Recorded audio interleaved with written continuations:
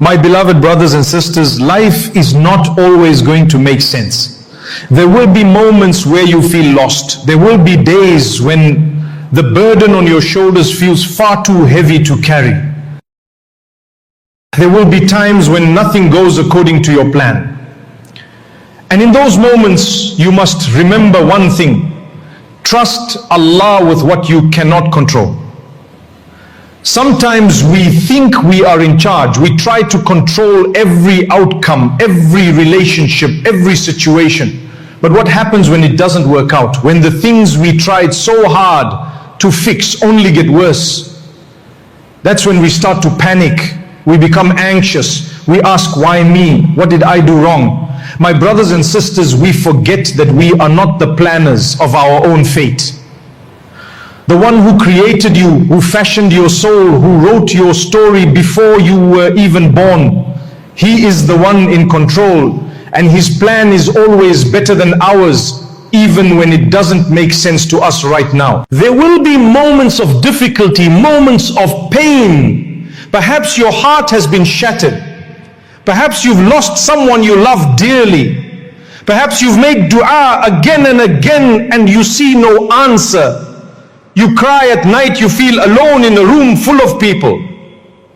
And still you keep going. That's strength, that's sabr, that's silent endurance.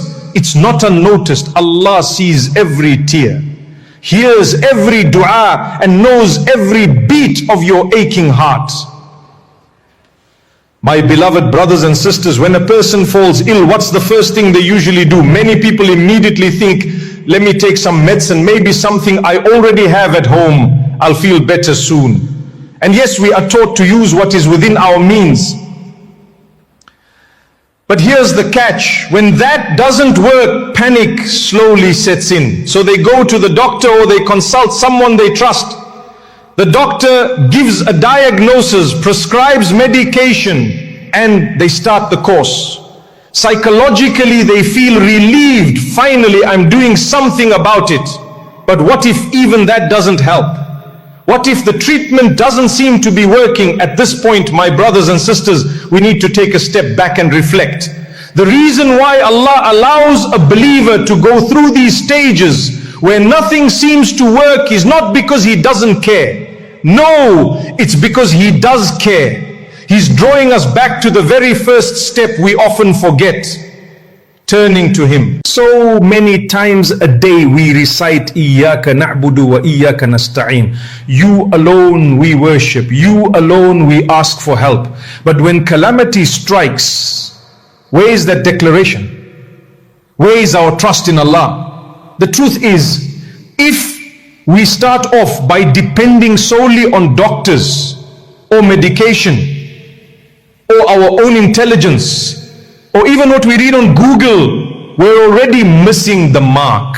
There's nothing wrong with seeking help, but the mistake is relying on the means while forgetting the owner of the cure, Allah. A true believer understands that everything begins with Allah. Yes, we take the medication. Yes, we visit the doctor. But before all of that, we raise our hands and we say, oh Allah, guide me. Oh Allah, cure me. Oh Allah, make this easy for me. Because what good is physical healing if spiritually we are distant from our Maker? When you leave your home, don't you say, in the name of Allah, I place my trust in Allah. Then you lock the door, take the steps you need, but always knowing that success is only through Allah. The Prophet, peace be upon him, told us, any important matter that doesn't begin with Bismillah is cut off from blessing. Cut off. No barakah. Even if you achieve something on the outside, there's no peace, no contentment, because Allah was not in the equation. And today we're living in extremely difficult times. People are losing jobs, anxieties everywhere, families are being torn apart, loved ones are being buried, health is declining, we're being shaken, and we're wondering what is happening. Sometimes Allah causes all your plans to fail, not to break you, but to remind you that you never included Him in the plan. So the question is, have you placed Allah in your equation? We ask Him for help and He expects us to make an effort too. The Prophet ﷺ said, Work hard for what benefits you and put your trust in Allah. You want a job? You need sustenance? Don't just get up and walk into the world like Allah isn't part of the process. Wake up, pray your salah, make dua. Oh Allah, I'm stepping out today. Guide me to what is best. Then go out. Allah will guide your footsteps. But if you ignore Him, there will be no blessing in that job, that income, or that effort. And on the flip side, don't be from those who say, I trust Allah, and then sit at home expecting the job to land in your lap. That's not tawakkul, that's wishful thinking. The Prophet ﷺ taught us balance. You do what is in your control and trust Allah for what is beyond your control. A man once came to Umar bin Khattab, may Allah be pleased with him, after being caught stealing. When it was time for punishment, he said, how can you punish me? It was written for me to steal. Umar replied, and it was written that we would punish you too. You see, brothers and sisters, we all have a limited choice, and Allah will question how we used it. If everything was forced upon us, there would be no point in praying or doing good. But Allah gave us a choice to believe, to strive, to obey, to repent. So when you fall ill and the first thing doesn't work and the second thing fails and even the third attempt seems hopeless, know that it's not about the doctor or the medicine or the treatment. Those are only means. The cure lies with Allah. So many doctors themselves during major crises admitted, we've tried everything, we're doing what we can, but we don't know what else to do. Because ultimately the results are not in their hands. The same medication works for one person and fails for another. That is the power of Allah. Sometimes we go through difficulty, not because we've done something wrong, but because Allah wants something greater for us. When you're tested, when you feel like the walls are closing in, that's not the time to panic. That's the time to trust. That's the time to fall to your knees and cry out to the one who is in full control. Life will bring you stress, that's guaranteed. There will be moments where you sit alone staring at the ceiling, wondering, what's going on with my life? Everything feels out of place. The heart is unsettled. The mind won't stop racing. Anxiety becomes your silent companion. And in those moments, shaitan whispers, where is your Lord now? Where's the help you've been praying for? But my brothers and sisters, that is when your true belief is tested. Do you still trust Allah when you can't see the way? Do you still believe that He's a Rahman when life feels harsh? Do you still call on Him as Al-Wakil, the one who takes care of your affairs, when everything around you is falling apart? That's what true tawakkul is. It's not about trusting when things are easy. It's about holding firm when nothing makes sense. Yes, we get anxious. Even the prophets had moments of stress. Look at Musa alayhi salam.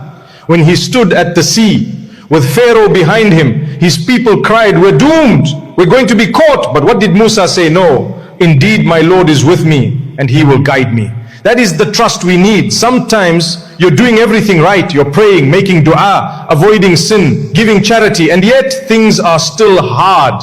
The bills are piling up. Your health is getting worse. People are turning against you. You start thinking, am I cursed? Is Allah angry with me? But that's not how it works. The Prophet, peace be upon him, was the most beloved to Allah, yet he buried his children.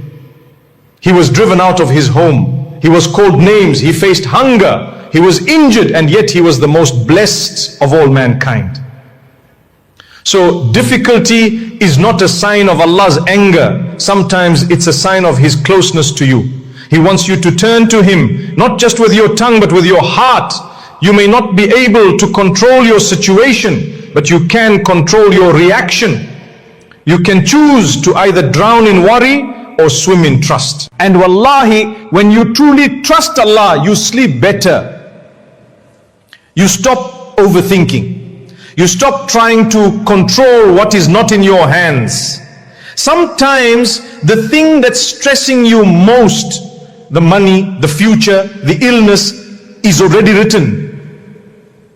Worrying about it won't change it, but dua, that can change destiny. The Prophet, peace be upon him, told us that nothing repels destiny except dua. So turn your stress into sujood.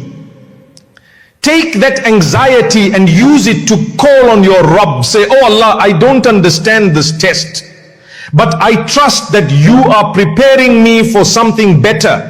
And be certain, Allah is not ignoring you. He's not punishing you without purpose. He's not absent. He knows every heartbeat, every tear, every thought you're afraid to share with others. He knows, and He's waiting for you to speak to Him. So my dear brothers and sisters, don't let stress push you away from Allah. Let it pull you towards Him. We are not in control. That's the truth. We don't even control our heartbeat. We don't control the next breath.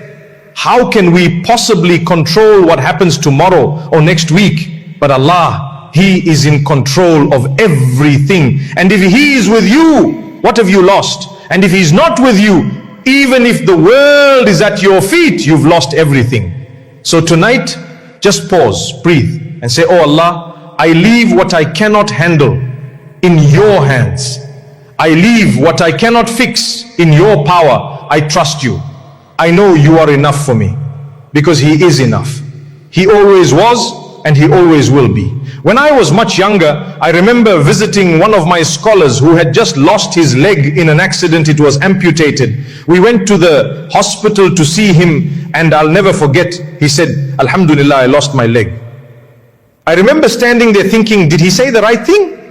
And it wasn't just me. A few others were confused too. You're young, and someone says, Alhamdulillah, after such a big loss, you begin to wonder, is he okay? But when we asked him why, he said, what if I lost my life instead of my leg? This is a small price to pay for a second chance. Allah saved me. That's a heart that sees the wisdom of Allah even in the pain.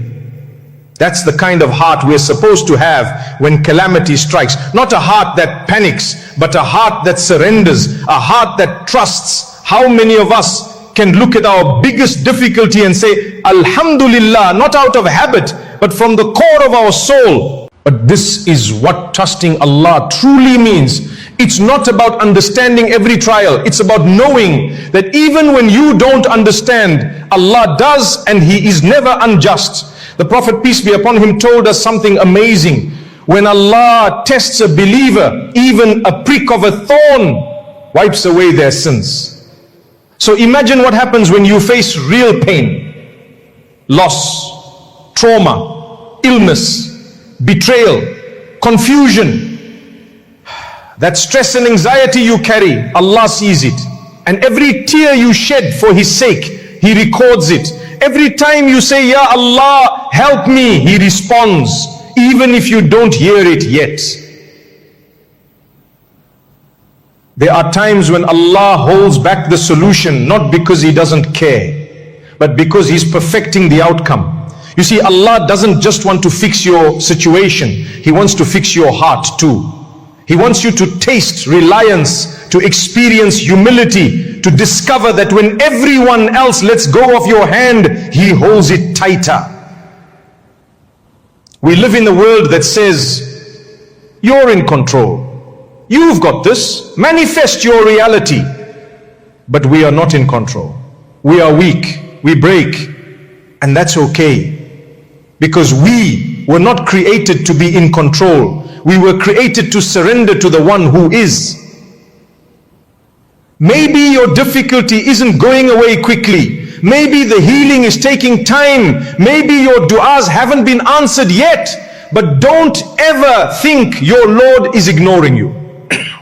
He says in the Quran, I respond to the call of the caller when he calls upon me.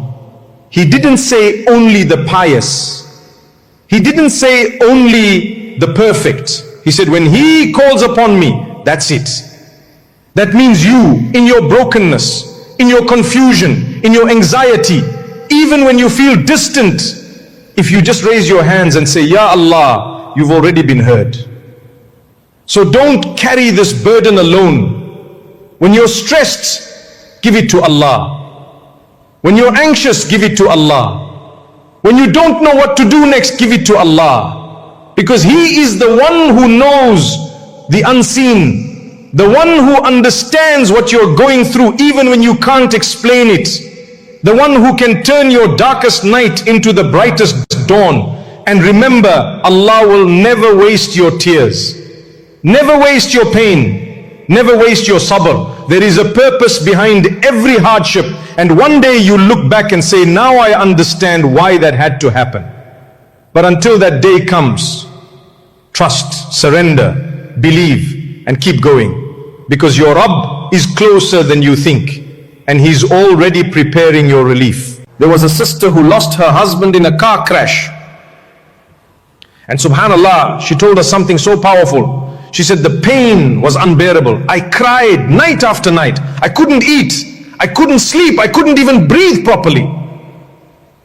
She said, I kept asking, why, Ya Allah? Why him? Why now? But then she said something even more beautiful. She said, eventually I stopped asking why and started saying, Ya Allah, guide me through this. That shift from questioning to trusting, that's when her heart started to heal. You see, when tragedy hits us, the pain is real. Let no one tell you to suppress it. Islam doesn't ask us to bury our emotions. Even the Prophet, peace be upon him, cried when he lost his son Ibrahim. He held him in